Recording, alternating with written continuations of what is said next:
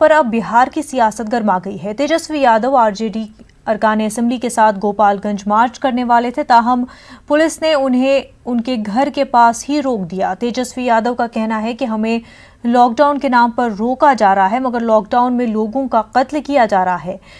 Police मुलजिमीन को पकड़ने में नाकाम है। वहीं दूसरी तरफ बीजेपी जेडीयू ने तेजस्वी पर फिरकावाराना मनाफरत फैलाने का इल्जाम लगाया है, जबकि तेजस्वी यादव ने इस मामले पर असेंबली का खुसूसी इजलास बुलाने का मुतालबा किया है। देखिए, कोई हाउस अरेस्ट का कोई कागज नहीं है। गोपालगंज जो है मेरा गृह जिला है, मेरा ननिहाल है, और अपराधियों के लिए लॉकडाउन नहीं है। अपराधियों को गिरफ्तार नहीं कर रहे हैं, लेकिन जो गरीब है, जो पीड़ित है, हम न्याय के लिए उन पीड़ित परिवार के पास जा रहे हैं मिलने, तो हमको रोका जा रहा है। गोपालगंज रेड जोन में आता है और अपराधी छूट है उनको पास है, लेकिन विधायक को, नेता प्रतिपक्ष को, विधानसभा के कमेटी के मेंबर्स को इन लोगों ने रोकने का काम किया है।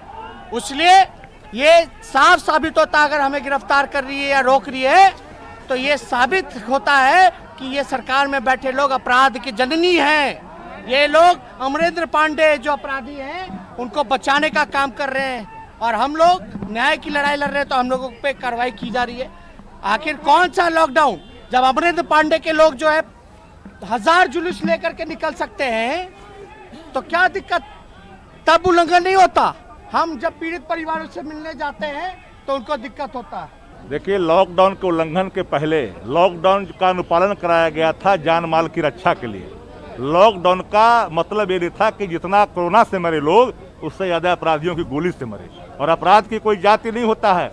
हम पटेल की हत्या का सवाल हो, या फिर जेपी के परिवार का सवाल हो, या फिर तिवारी जी का सवाल हो, या चंद्रवंशी जी का सवाल हो, जिन लोगों ने हत्या की है, वो हत्यारे को जेल के सलाखों के पीछे होनी चाहिए। हत्यारे की न कोई जाति होता है, न कोई धर्म होता है।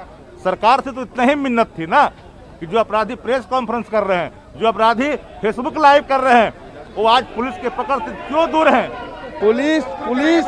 पुलिस असंवैधानिक काम कर रही है। हम लोग लोकतांत्रिक काम करने जा रहे हैं, न्याय दिलाने जा रहे हैं। जो असामाजिक तत्व द्वारा जो गुंडागर्दी हुई वहाँ के लोगों को हम लोग न्याय दिलाना चाहते हैं।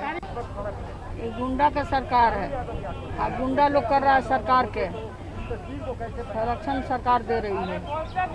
हम गिरी जिला है, हम लोग का गोपालगंज जिला, हमारा सचुआर भी है, मैके भी है, सब हो गया। और गांव के बगल में हुआ है, तो हमारा तो फर्ज है जाना वहाँ विपक्ष के नेता को रोकने का काम करे। विपक्ष का काम है सवाल उठाना, सरकार को काम है जवाब देना। तो सरकार तो संरक्षण दे रही है गुंडा लोग के, और गुंडा का सरकार है, तो इस पर हम लोग का जबान बंद करना चाहते हैं कि पब्लिक में ना जाए, लोग पब्लिक से नहीं मिले। तो वहाँ तो हमारा घर है, हम जा सकते हैं। घर के बगल में हुआ है, गांव के बगल में हुआ है, तो वहाँ तो जाना रोक नहीं, सरकार को नहीं रोकना चाहिए था। तो गुंडा का सरकार है, गुंडा रोकेगा।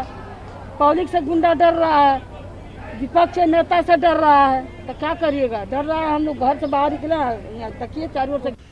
जो कार्य नेता प्रतिपक्ष गोपालगंज जाके करना चाहते थे या करना चाहते हैं, उसके लिए पटना में 1 दर्जन सुविधाएं उपलब्ध हैं।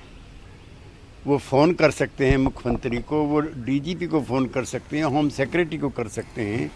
कोई डेलीगेशन जाकर के मुख्यमंत्री गवर्नर से मिल सकता है। ये कोरोना संकट को और तेज करने वाली यात्रा है। ये पद के लिए यात्रा है, पद यात्रा भी नहीं है। इसलिए जब सारा देश संकट में हो, 1918 के बाद का सबसे बड़ा एपिडेमिक हो, 1930 के बाद की सबसे बड़ी आर्थिक महामारी हो, तब सभी राजनीतिक दलों को मिलकर के 12 करोड़ बिहारी कैसे सुरक्षित रहें, उसकी चिंता। मजीद खबरों के लिए आप रुख कर सकते हैं हमारी वेबसाइट न्यूज़